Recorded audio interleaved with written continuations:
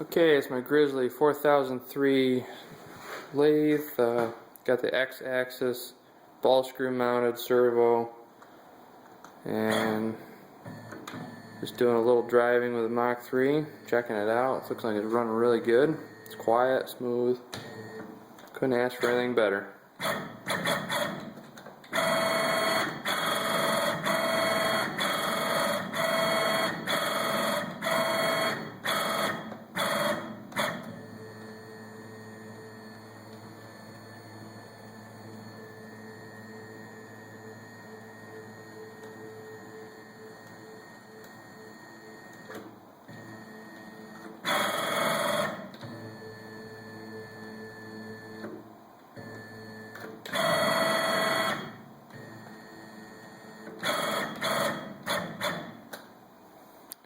There we go, I got a couple finishing touches to do.